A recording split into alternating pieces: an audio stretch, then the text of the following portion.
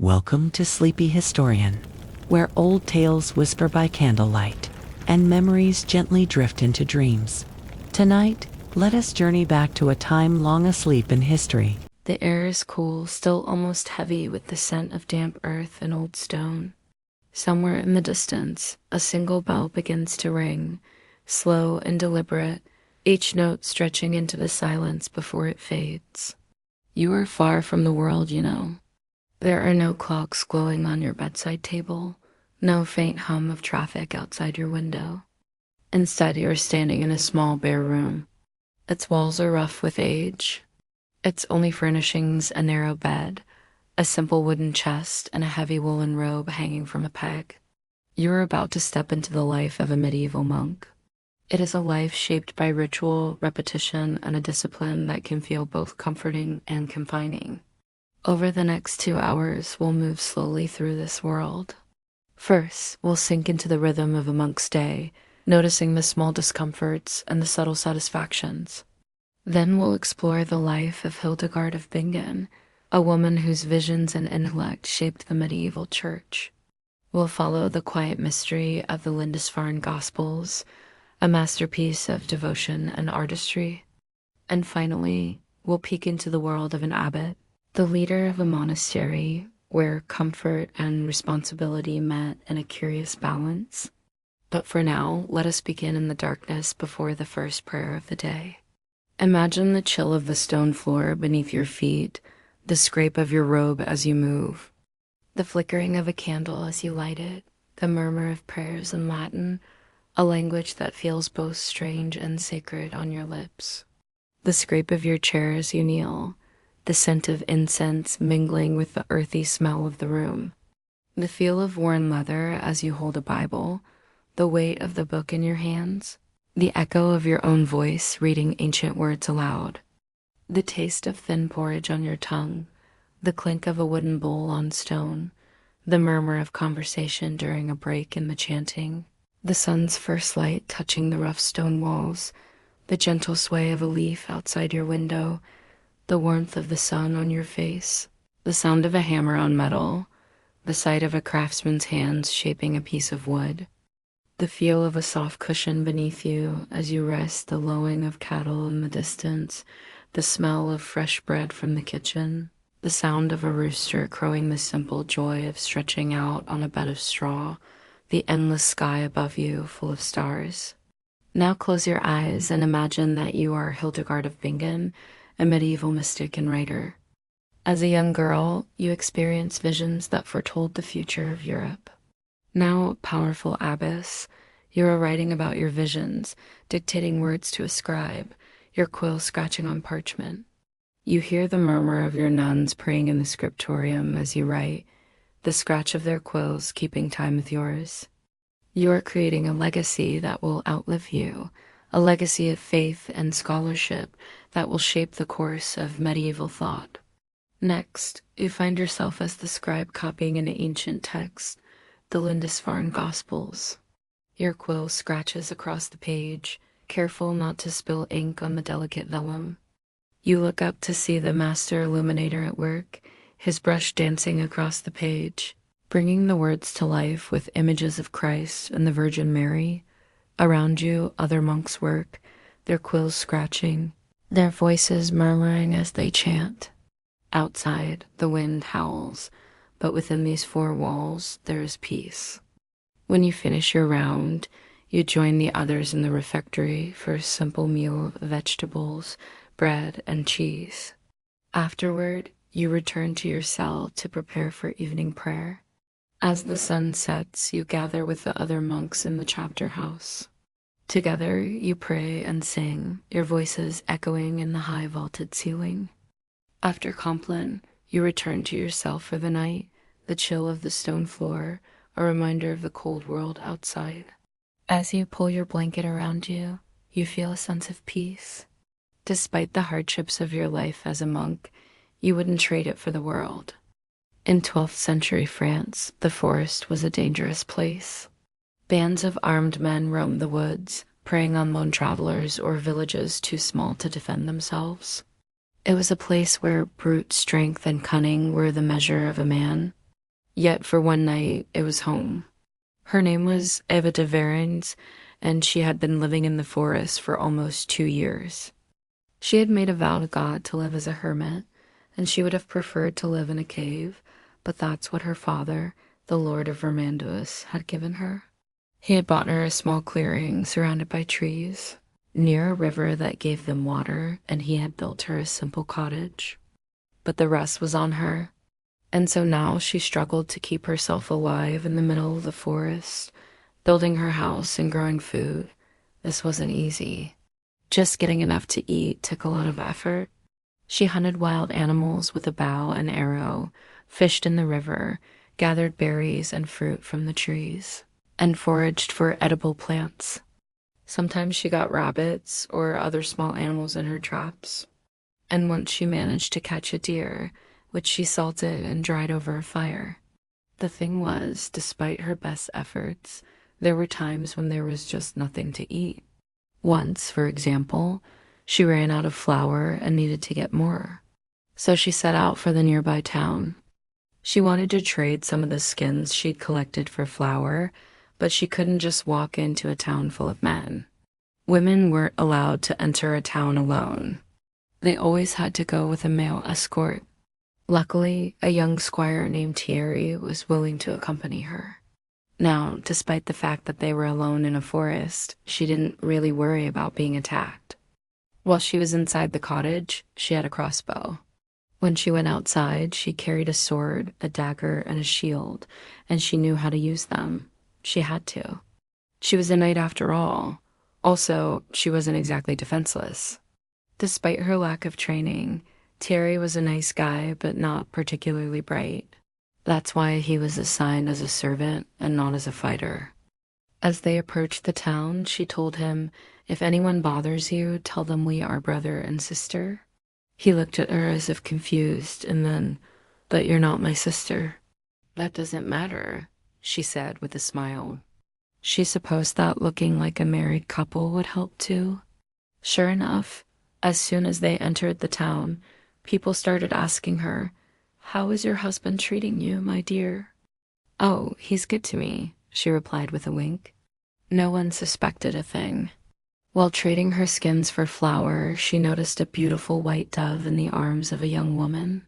It reminded her of the dove that symbolized the Holy Spirit that descended on the apostles at Pentecost. "I wish I had a dove," she told the woman. "They're expensive," the woman replied. "Are you sure?" "Because I have something worth twice as much here," she said, tapping her chest. "What's that?" the woman asked. "My virginity," Eva said with a smile. The woman was taken aback, and eventually Eva bought the dove and left the market. She had no intention of actually sacrificing her virginity, but she liked to see how uncomfortable she could make the townspeople with her bold attitude. Not many people could make her blush, but they often made her laugh. In the afternoon, she returned to the forest. She had traded her weapons and armor for flour, meat, and vegetables. But before returning to the cottage, she and Thierry sat on a tree stump to share their meal. Suddenly, a hawk swooped down, snatched the meat right out of her hands, and disappeared into the trees. "Stupid birds," she exclaimed. Then Thierry broke the silence. "Eva, why are you cursed?" "Cursed?" she asked. "You don't need to live like this. You can marry and have children. Why live in the middle of nowhere, alone, even with God?" "I made a promise to God," she said quietly. "He helped me through difficult times, and I promised him I would dedicate myself to him for the rest of my life." After she finished her sentence, the silence fell again, broken only by the sound of birds. Thierry sighed. "I envy you," he said. "Envy me?" She asked, "Why would you envy me?" "You have everything a man could want. Money, power, status, and you can do whatever you want. I have nothing," she replied. "I'm poor, weak, and useless." "That's not true," she said, surprised. "You're strong. You can fight. You're brave and loyal." "That's because I was born a knight," he said. "If I wasn't, I would be nothing." "You're wrong," she said softly. A person isn't defined by their birth, but by their heart. Do you really think so? He asked. I know so, she replied with a smile. She hoped her squire wouldn't cause any trouble, but she couldn't stay there forever. Eventually, she would need to go to the nearest city and buy more supplies. And maybe someday she would even visit her family. Meanwhile, life in the forest continued. Days passed and the weather changed.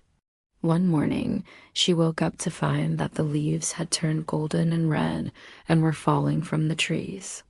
She looked up at the sky and saw that the sun was shining brightly. Then she remembered. Today was the feast of St. Martin.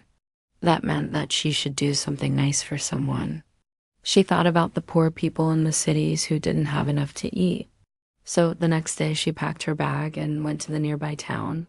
When she walked into the market, everyone gasped and bowed to her. Good afternoon, she greeted the people with a smile. It's me. And today I'm giving away these loaves of bread to those who need them. People cheered and quickly grabbed the bread. Thank you, Lady Ava, they shouted. Eva smiled and kept handing out the bread until her bag was empty. Later, as she walked through the streets, she saw an old beggar who hadn't received any bread. Here, she said, giving him a loaf. Thank you, the beggar whispered. May God bless you. He already has, she said with a smile. When she returned home, she spent the entire night praying to God. Afterwards, she felt at peace with herself. She wasn't just a knight or a lady. She was a child of God, and he loved her just the way she was. Imagine the year is 635 at Anu. Find yourself in the heart of Northumbria, a kingdom on the edge of England. Waves crash against the shore, pulling you towards a small island of land known as Lindisfarne or the Holy Island. This piece of land is home to a monastery where monks live lives of prayer and solitude. Their days are marked by the rising and setting of the sun, punctuated by the murmur of scripture and the scent of incense. It's here in this place of quiet contemplation that an extraordinary manuscript is being created. It's a work that would change the course of history, a masterpiece so exquisite it became known as the Book of Kells. Now picture yourself standing before this very book, marveling at its intricate artwork. This is Lindisfarne Gospels, and the image that greets you is the majestic portrait of the evangelist Matthew. Matthew is depicted as an ox, symbolizing patience, a trait crucial for those who seek wisdom. His halo shines brightly, a testament to his divine mission. But the artistry doesn't end there. Intricate knots and vines weave around the text, forming a design so complex it seems almost alien to our modern eyes. As you turn through these ancient pages, you encounter John the Baptist, represented by an eagle, symbolizing his soaring vision and message. And then there's Mark, symbolized by a lion, embodying courage and strength. These aren't mere illustrations. They're visual sermons, inviting you to engage with the text on a deeper level. But what truly sets this book apart are the decorative borders that frame each page. Known as grotesques, these swirling patterns featuring fantastic creatures seem to come alive, teasing you with hidden faces and mythical beasts. They're a feast for the eyes, a celebration of the beauty found within faith. You might wonder how such an exquisite work could have emerged from a place seemingly so removed from the currents of the outside world. And here's where the story of the Book of Kells truly begins. The 7th century was a turbulent period in British history. Pagan traditions were yielding slowly to Christianity, and the island of Iona, with its burgeoning Christian community, became a beacon of faith. St. Aidan, an Irish monk, recognized the need for skilled scribes to preserve and propagate the scriptures. So he sent a letter to King Edwin of Northumbria, requesting assistance in establishing a scriptorium, a place where monks could dedicate themselves to the sacred task of copying manuscripts. Edwin readily agreed, granting Lindisfarne the resources and protection needed to nurture this holy enterprise. Thus, in 635 AD, under the watchful eyes of Abbess Hilda, A group of Irish monks arrived at Lindisfarne, carrying with them a wealth of knowledge and an unwavering commitment to their craft. Their primary mission was to transcribe the four Gospels, ensuring that these foundational texts of Christianity were meticulously copied and shared. This wasn't merely a mechanical task. Each stroke of the quill was infused with prayer, each page becoming a vessel of faith. Working in near isolation, these monks pursued their craft with fervor. Days turned into weeks, weeks into months, and as the icy winds of the North Sea battered against the monastery walls, their dedication only grew. The scriptorium at Lindisfarne wasn't just a workspace, it was a microcosm of monastic life. The rhythmic scraping of quills, the hushed murmurs of discussion, and the smell of freshly tanned animal skins blended harmoniously. These monks weren't hermits. While their existence might seem solitary to us, they found solace in their shared purpose, their individual talents converging to create something greater than themselves. Living according to the rule of Saint Benedict, they balanced their work with prayer, forming a rhythm that was the heartbeat of the monastery. Meals were communal events, fostering a sense of kinship. And during recreation periods, the monks engaged in activities that nourished both body and soul, such as fishing along the rugged coastline or tending to their modest garden plots. Monastic life, however, was not without its challenges. Lindisfarne, though favored by royal decree, was not immune to the conflicts that plagued the era. The monks were acutely aware of the turmoil outside their protective walls, serving as both a refuge and a record keeper. The ebb and flow of power didn't just shape the world beyond Lindisfarne. It also occasionally disrupted the tranquility of the island. But through it all, the work continued, each stroke of the quill a silent testament to the monks' resilience and devotion. As the years passed, the manuscript neared completion. The monks pored over their work, ensuring each page was not just a faithful copy, but a visual masterpiece. For they understood that what they were creating was more than just a book. It was a tangible representation of the divine. The last gospel, that of John, was written, the final touches added. And when the last full stop was inscribed, a profound hush fell over the scriptorium. Their labor of love, born out of dedication and prayer, was complete. This extraordinary work, now known as the Book of Kells, didn't stay confined within the walls of Lindisfarne. Its fame spread, drawing scholars and the devout from far and wide. To behold it, to touch its pages, or simply to stand in the presence of such artistry was an experience that transcended the written word. Traveling scribes ensured that copies of the Gospels reached distant monasteries, each reproduction a testament to the original's lore. The impact of the Book of Kells resonates even today. For those who study illuminated manuscripts, it stands as a pinnacle of early medieval art. Scholars continue to unravel its secrets, shedding new light on the techniques used, the materials sourced, and the stories encoded within its pages.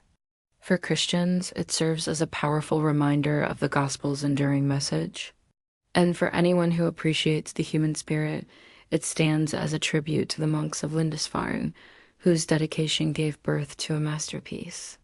Yet the story of the Book of Kells isn't merely about artistic brilliance or religious devotion. It embodies the essence of monasticism itself. The rule of Saint Benedict, which guided the monks, was more than a set of regulations. It was a philosophy of life. Chastity, obedience, and stability were not just words, they were principles that shaped every aspect of monastic existence. Poverty, too, was not viewed as deprivation, but as a means of detachment, a way of focusing solely on the spiritual journey. In this austere environment where material possessions held little value, the monks found freedom. Freedom from the constraints of societal norms, from the allure of worldly pleasures, and most importantly, from the burdens of their past. Monasticism offered them a chance at redemption, a path to self-discovery and enlightenment. Each task they undertook, from menial chores to scriptural study, was a step towards spiritual growth. The rhythm of daily prayer, work, and reflection created a cadence that soothed the soul, allowing the monks to confront their inner demons and emerge transformed. However, the sanctity of monastic life was not always respected. The 7th century saw Lindisfarne endure Viking raids, testing the mettle of the monks and the endurance of their faith. Yet through these trials, the monastic spirit endured, adapting and persevering. The threat of the outside world couldn't penetrate the fortress of faith that these men had built, brick by biblical verse, prayer by patient prayer. And then there were the relics. Relics, the physical remnants of saints, were highly revered, believed to possess miraculous powers. The arrival of St. Cuthbert's remains at Lindisfarne in 698 elevated the monastery's status, drawing pilgrims from across the land. These visitors, seeking solace or healing, brought with them tales of the outside world, acting as conduits of information in an era when communication was limited. Life at Lindisfarne wasn't solely confined within the scriptorium or the chapel. The monks, while dedicated to their spiritual pursuits, were also keen observers of the natural world. They recognized the importance of understanding the environment around them, not just for practical reasons, but because they saw it as a reflection of the divine. Their gardens, meticulously planned and cultivated, were not merely sources of sustenance, but living examples of order and growth. They experimented with new crops, documented medicinal plants, and kept detailed weather records, laying the foundation for rudimentary scientific studies. And it's this harmonious blend of spirituality, scholarship, and nature that encapsulates the essence of monastic life at Lindisfarne. It was a place where the ordinary was imbued with the extraordinary, where the everyday acts of copying books or tending gardens were elevated to forms of worship. In the pages of the Book of Kells, we see the culmination of this unique way of life, a life that valued the pursuit of knowledge, the solace of solitude, and the comfort of shared faith. In exploring Lindisfarne, we gain insight into a world that valued intellectual pursuits, spiritual devotion, and the interconnectedness of all things. The legacy of this monastic haven continues to inspire, reminding us that true devotion can manifest not just in prayer, but in the pursuit of understanding and the creation of beauty. The sun slides down the west wall of the scriptorium, painting broad stripes of orange light across the worn floorboards. Outside, the last rays of daylight catch the angles of the fountain as monks come and go with the day's work done. Around them, the garden bustles with activity. A bee lazily moves from blossom to blossom, collecting pollen and nectar. Somewhere, a sprinkler hisses, chasing away the heat of the day. It is here, in this quiet space of ordered beauty, that Abbot Samson has come to rest.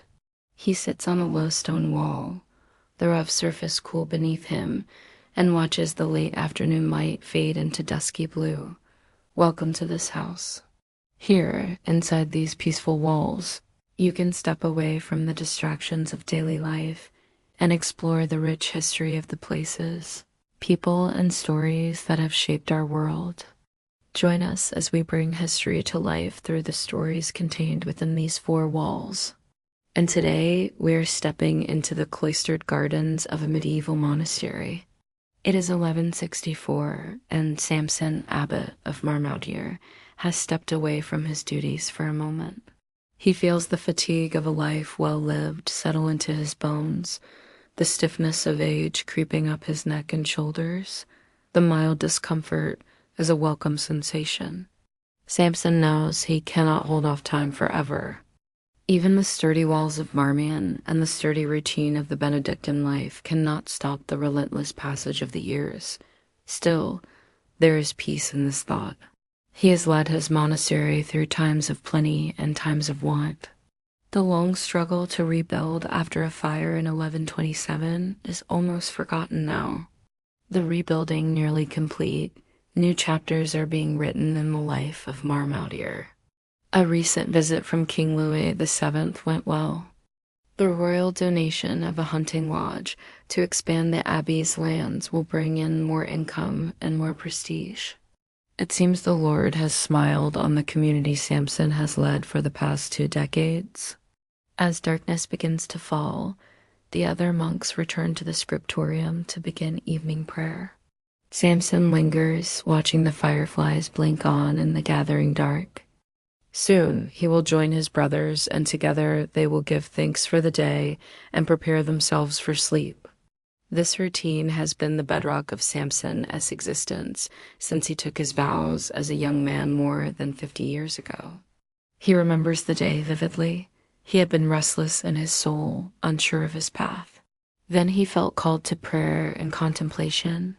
And here, within the shelter of Marmautier, he found the stillness he needed.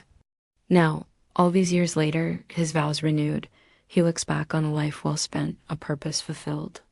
In some ways, his position as abbot gives him more freedom than his fellow monks. While they spend their days in manual labor or prayer, he has responsibilities that require him to leave the grounds of Marmautier, visiting neighboring monasteries to maintain good relations, receiving important guests, and even meeting with the king are some of his duties.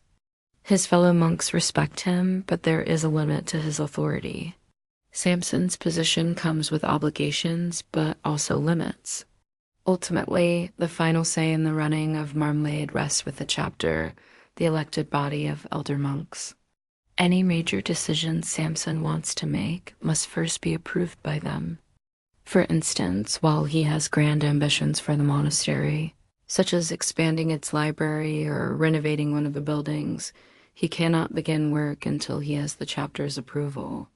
Sometimes the chapter agrees. Sometimes, due to financial concerns or disagreement over priorities, they don't. In those times, Samson must swallow his disappointment and wait. On top of this, the rhythms of monastic life are not dictated by the abbot, but by the divine office, the schedule of prayers that must be said throughout the day. Every morning, the monks rise before sunrise to begin lauds, the first of the canonical hours. This is followed by a simple breakfast and then the day's work in the fields or workshops. When the work is finished, they return to the monastery for the next canonical hours, followed by dinner and more prayers and preparation for bed. No matter what his plans for the day may be, Samson must be present for these offices. Even when he travels, he finds a church where he can join the local monks for their prayers. There is no room for improvisation in this life.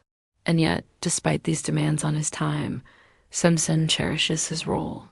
When he became abbot, Marmalade was a small house with only a handful of monks. Now the community numbers close to 100. Under his guidance, they have rebuilt and thrived. What started as a small chapel, humble and plain, has grown into a large cruciform church. Its towers reach toward the sky, a testament to Marmautier's prosperity and Samson's leadership. As he gazes at the church, he thinks back to the painstaking efforts of the monks who came before him, the task they set out to build a house of prayer and a community of believers. He considers the manuscripts they copied, the meals they shared, the plows they guided across the fields. He thinks about the rule of Saint Benedict, the foundation of their lives, which teaches them to welcome guests, to work hard, to pray always. The rule calls them a community of brethren, united in their devotion and bound together by their commitment to God. Samson believes the growth of Marmautier is a sign that he and his monks are fulfilling their calling. The air cools as night sets in, and the busy hum of the garden fades into the distance. It is time to rejoin his brothers in the refectory. Samson stands, his joints aching in protest. As he does, he notices a shooting star streak across the darkening sky. He makes a silent wish, hoping the Lord will grant him a few more years to continue his work, to see Marmautier thrive even more. He walks slowly toward the refectory, its warm lights beckoning in the growing dark. Inside, the other monks have already taken their places at the long tables. They turn to him, their faces weathered and lined with age, their eyes shining with quiet devotion. Together they stand and recite the evening psalm. Then, as the last notes fade away, they sit down to a supper of bread, cheese, and wine. Afterward, they will share stories in hushed voices, catching up on the events of the day or discussing news from neighboring monasteries. They will eat in companionable silence, each lost in his own thoughts. Before long, it will be time for Compline, the final canonical hours of the day. Together, they will pray for the protection of God as they lay down to sleep. We hope you enjoyed this glimpse into the life of Abbot Samson. If you'd like to learn more about medieval monastic life, please stay tuned for more videos on the subject. Also, if you ever wanted to know more about the medieval period, but weren't sure where to start, we have put together a guide of essential resources for anyone wanting to learn more about medieval history. You can download this guide for free using the link below. Until next time, take care and remember, history matters. This is a history of the world in 100 objects, and I'm the host. Today we visit a monastery in medieval Europe.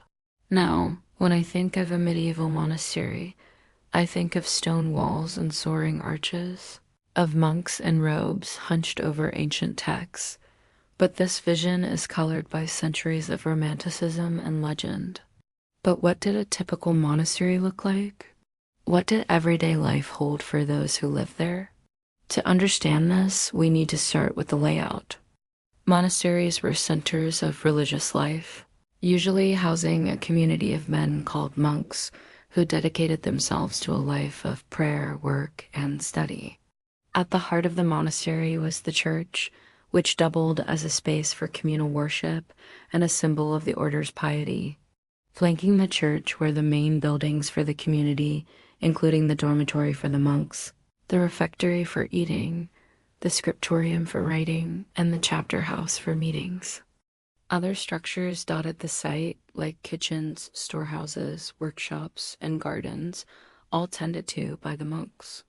Together, they formed an enclosed community, self-sufficient and removed from the outside world. Our story begins in the abbot's chamber. Now, if you were a monk, chances are you would never enter this room. Only the abbot himself, the leader of the monastery, could call it his own. And even then, it wasn't much of a personal space. Rather, it was still very much a part of the monastery. The chamber was warm compared to most rooms in the monastery. The fire in the small hearth was never allowed to go out entirely. Its glow kept the chill of the stone walls at bay. The furniture was simple, but solid.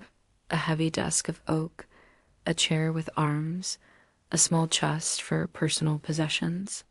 The air carried a faint scent of beeswax from the candles and of parchment, ink, and wool. Now, let's imagine it's early morning. The sky is just beginning to lighten as you rise from your narrow bed in the dormitory. You join your brothers for the first prayers of the day. The rhythm of the liturgy stirs you from sleep and focuses your mind on the hours ahead. The service ends and your stomach growls, reminding you that breakfast awaits in the refectory. You hurry to join the line of monks filing into the echoing space. As the years pass, you gain skill and knowledge in your craft. You take on more responsibility, training new recruits and ensuring the smooth running of the scriptorium. But no matter your station, every monk has one thing in common: a deep commitment to a life of solitude, prayer, and service to God. As dust settles and the last echoes of evensong fade away, you return to the dormitory where sleep awaits and the cycle of the day begins anew. But what about the man at the heart of this life? Who was the abbot? We rejoin him in his room. No, the fire has died down, leaving only glowing embers. The room is dark, but the shadows hold secrets. The abbot, like you, has risen before dawn, drawn by a duty that knows no sleep. But unlike you, his path diverges after morning prayers. While you and the other monks return to your tasks, he walks toward the guest house. The safety and comfort of the monastery walls is not just a promise for the brothers, but for all who seek shelter here. The hospitality is sacred, the reception crucial. The abbot cannot shirk this duty. He greets guests with measured courtesy, whether they are traveling clergy, merchants seeking rest, or lords passing by. He offers them bread, ale, and a place by the fire. As the traveler recounts tales of distant lands, the abbot listens patiently, ready to offer aid or advice. Theirs is a world filled with noise and chaos, and the monastery provides a respite from it, but the stay is only temporary. When it's time for the guests to depart, the abbot sees them off, wishing them safe travels and God's blessings. Much of the abbot's day is taken up with decisions. The monastery was not only a spiritual center, but also a working estate. Land must be managed, crops planted, and tenants overseen. Letters arrive, some from bishops or noblemen, some from neighboring abbots, and a few from far-off monasteries seeking advice. The abbot reads them carefully, his finger tracing the neat, looping script, and considers his replies. With quill in hand, he writes his thoughts on parchment, sending missives that will travel across the countryside. There are meetings too, councils with the prior, the cellarer, and the novice master. Each had their own duties. The cellarer keeps track of stores and provisions. The novice master guides new monks through the rule, the set of guidelines that governed every aspect of monastic life. The abbot listens, asks questions, and decides when to approve a request or redirect a plan. His voice is calm, measured, never hurried. In the afternoons, the abbot may walk through the cloister gardens, a peaceful space filled with herbs and vegetables.